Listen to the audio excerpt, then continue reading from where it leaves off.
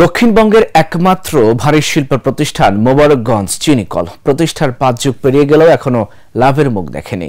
ব্যাপক দুর্নীতির কারণে পুরোপুরি ধ্বংসের দ্বার প্রান্তে চলে এসেছে প্রতিষ্ঠানটি। নিয়মিত ও সিজনাল শ্রমিক নিয়োগ, আধুনিকায়নে যন্ত্রাংশ কেনায়ও ব্যাপক দুর্নীতির নজির মিলেছে। ঝিনাইদহ থেকে মিশন আলীর পাঠানো তথ্যচিত্রে ডেস্ক রিপোর্ট। ঝিনাইদহের কালীগঞ্জ উপজেলায় অবস্থিত মোবারকগঞ্জ চিনিকল ১৯৬৫ সালে নির্মিত দক্ষিণবঙ্গের একমাত্র ভারী শিল্প প্রতিষ্ঠান এটি। এই চিনিকলে শুরুর যন্ত্রাংশ ঝালাই করেই খুঁড়িয়ে খুঁড়িয়ে চলছে অ্যানালগ পদ্ধতিতে উৎপাদন। টিনের ছাদ দিয়ে অনবরত পানি পড়ে, ভিজে নষ্ট হয় যন্ত্রাংশ। আধুনিক মেশিনারিজের অভাবে উৎপাদনও কমে গেছে। মিল যে ক্লান্তময়ের ভিতরে আছে, এই ক্লান্তময়ের ভিতর থেকে বেরিয়ে আসবে বলে আমরা আশাবাদী এবং আগামী ২৫-২৬ মাড়াই মৌসুমে আমরা সুন্দরভাবে মাড়াই মৌসুমটা শেষ করব বলে আমরা আশা করছি।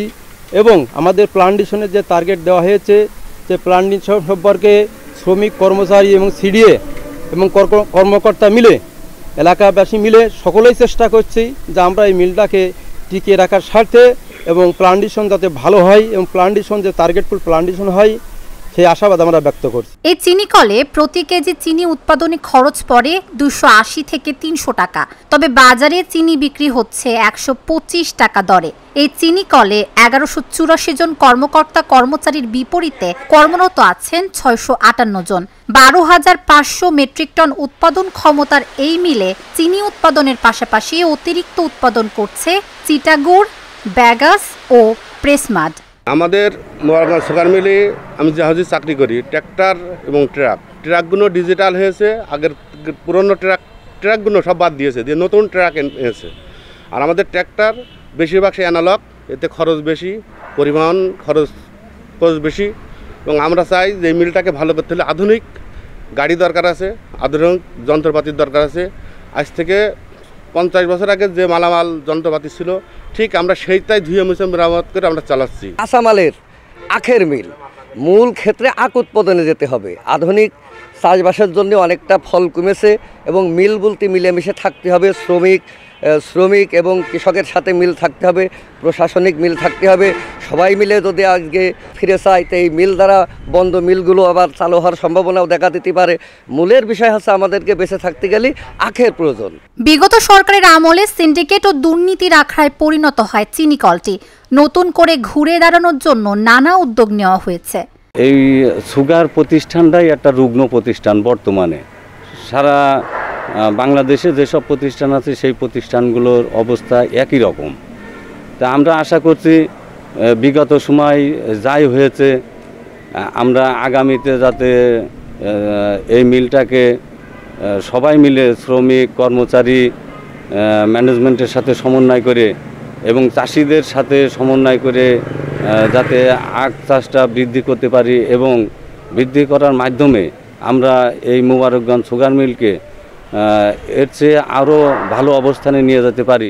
বছর বছর বরাদ্দ না দিয়ে চিনিকলের আধুনিকায়নের জন্য একবারেই বেশি বরাদ্দ দিয়ে সংস্কার করতে হবে, তাহলেই ক্ষতি অনেকাংশে কমে আসবে। বছর বছর বরাদ্দ না দিয়ে এইখানে আজ ১০ বছর যাবৎ এই মেনটেন্যান্সের জন্য যে বিল করা হয় বা যে ব্যয় করা হয়, আমার মনে হয় যে সেইটা এখন এই কারখানাটা আমরা যদি আধুনিকায়নের জন্য একবারে কিছু বেশি খরচ করে আমরা এটা যদি আধুনিকায়ন করতে পারি, আমার মনে হয় যে লস অনেক অংশেই কমে আসবে এবং এইখানে কিছু নীতিগত সিদ্ধান্ত সরকারকে নিতে হবে। চিনিকলকে লাভজনক করার লক্ষ্যে ইতিমধ্যে সদর দপ্তরে কিছু প্রস্তাবনা দেওয়া হয়েছে। সেগুলো বাস্তবায়ন হলে এই চিনিকল ঘুরে দাঁড়াবে বললেন পরিচালক। আমরা অলরেডি এই মিলকে লাভজনক করার লক্ষ্যে সদর দপ্তরে সুনির্দিষ্ট কিছু প্রস্তাবনা প্রেরণ করেছি। আশা করি সেগুলো বাস্তবায়ন হলে এই দক্ষিণবঙ্গের ভারী শিল্প প্রতিষ্ঠান মোবারকগঞ্জ চিনিকল ঘুরে দাঁড়াবে। পাশাপাশি যেহেতু সুগার মিল, এখানে আখ হলো প্রধান কাঁচামাল, আখ থেকে আমরা চিনি তৈরি করি। তো এই সুগার মিলটাকে আমরা বিগত বছরের তুলনায় আখ এবং বেশি পেয়েছি এবং চিনি উৎপাদনও বেশি হয়েছে। আমরা আগামী বছর আরও বেশি পরিমাণ আখ উৎপাদনের জন্য এবং পাশাপাশি চিনি উৎপাদন এবং চিনি আহরণ হার বৃদ্ধির জন্য আমরা আমাদের সর্বোত্তর প্রচেষ্টা অব্যাহত আছে।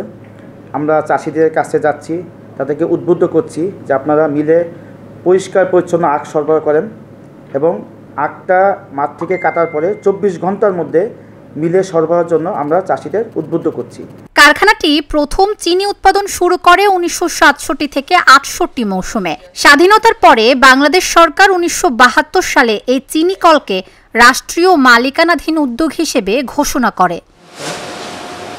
Dhaka journal, news desk.